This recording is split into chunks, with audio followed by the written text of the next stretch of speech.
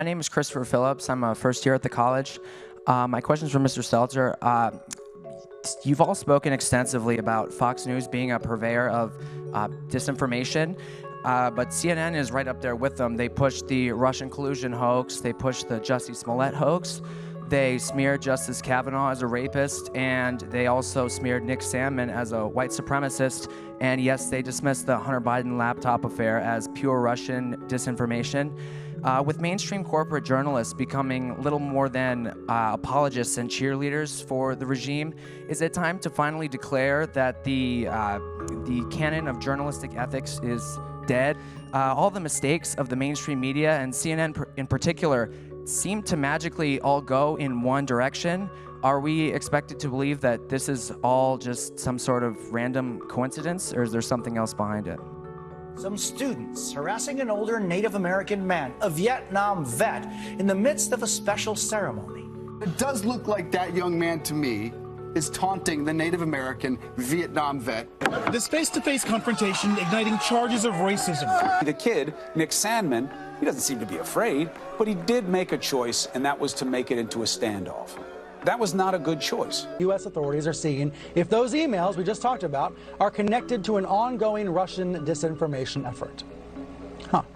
For all we know, these emails are made up, or maybe some are real and others are fakes. We don't know. But we do know that this is a classic example of the right-wing media machine. Authorities are now investigating whether recently published emails that purport to detail the business dealings of Joe Biden's son are tied to an ongoing Russian disinformation effort. Recently published emails that purport to detail the business dealings of Joe Biden's son are actually part of an ongoing Russian disinformation campaign. Hunter Biden, this laptop that intelligence officials have warned is likely Russian disinformation. Trump was, I don't know, like his hand was shaking or whatever like that. We brought in like so many medical people to like all tell a story that like it was all speculation. That he was like neurological damage, like that he was losing it, he's unfit to, you know, whatever. We were creating a story there that we didn't know anything about. You know, so that's I think that's probably it. Our focus was to get Trump out of office, right? Without saying it, that's what it was, right? So our next thing is going to be for climate change awareness. Do you think it's going to be just like a lot of like fear, like climate? Yeah, fear sells. There's me and two other colleagues who were there, who were outside. And we were just having fun. Dude, come on. Like, we were not in any danger. There were a ton of FBI informants on the people who attacked the Capitol. That was us. Not the right with us.